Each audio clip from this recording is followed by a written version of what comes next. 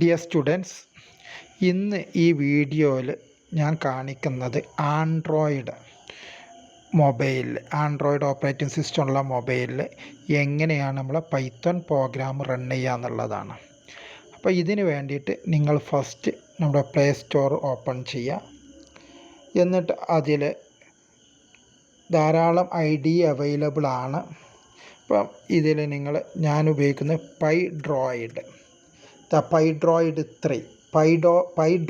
3 എന്നുള്ള ID ആണ് ഇവിടെ കാണിക്കുക. പൈഡ്രോയിഡ് 3 ID ഫോർ പൈത്തൺ 3. അത് നിങ്ങളിവിടെ ഇൻസ്റ്റാൾ എന്നായിരിക്കും. എൻ്റെ ഇവിടെ ആൾറെഡി ഇൻസ്റ്റാൾ ചെയ്ത് കഴിഞ്ഞിട്ടുണ്ട്. അപ്പോൾ നിങ്ങളത് ഇൻസ്റ്റാൾ ചെയ്യുക. ഇൻസ്റ്റാൾ ചെയ്ത് കഴിഞ്ഞിട്ട് നിങ്ങൾ ഓപ്പൺ ചെയ്യുക. ഞാൻ ഇവിടെ ഓപ്പൺ ചെയ്യുകയാണ്. ഓക്കെ, വെൽക്കം ടു അതിൽ നമ്മൾ കണ്ടിന്യൂ കൊടുക്കുക.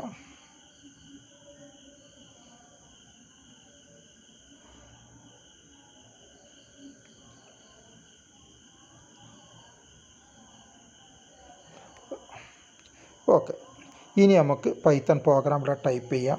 ജസ്റ്റ് ഞാൻ ഇപ്പോൾ ടൈപ്പ് ചെയ്യുന്ന ഒരു വെൽക്കം എന്നുള്ളത് പ്രിൻ്റ് ചെയ്യാൻ വേണ്ടിയുള്ള ഒന്നാണ്. വെൽക്കം, ജസ്റ്റ് ഒരു വെൽക്കം മെസ്സേജ് പ്രിൻ്റ് ചെയ്യാനാണ്. ഇതാ നിങ്ങൾക്ക് ഔട്ട്പുട്ട് കാണാൻ കഴിയും, പ്രിൻ്റ് വെൽക്കം.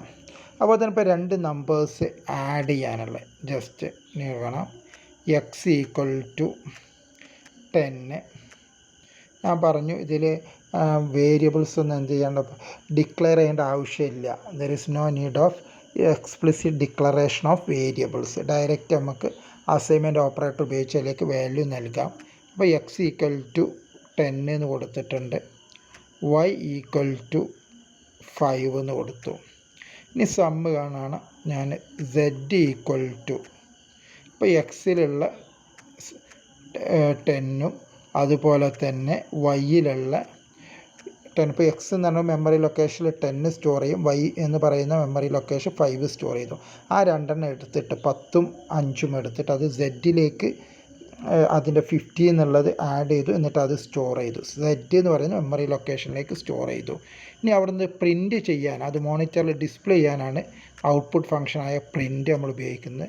പ്രിൻറ്റ് Z എന്ന് പറയുമ്പോൾ Z എന്നുള്ള മെമ്മറി ലൊക്കേഷനുള്ള വാല്യൂ ഇതിവിടെ അത് 50 എന്നുള്ളത് ഡിസ്പ്ലേ ചെയ്യും. അതാണ് അവിടെ 50 എന്നുള്ളത് ഡിസ്പ്ലേ ചെയ്തിട്ടുള്ളത്. ഇങ്ങനെയാണ് പൈത്തൺ പ്രോഗ്രാം നമുക്കൊരു ആൻഡ്രോയിഡ് മൊബൈൽ ഉപയോഗിച്ചിട്ട് റൺ ചെയ്യുക. അപ്പോൾ എല്ലാവരും ഒന്ന് ചെയ്ത് നോക്കാം കേട്ടോ. Okay, thank you very much.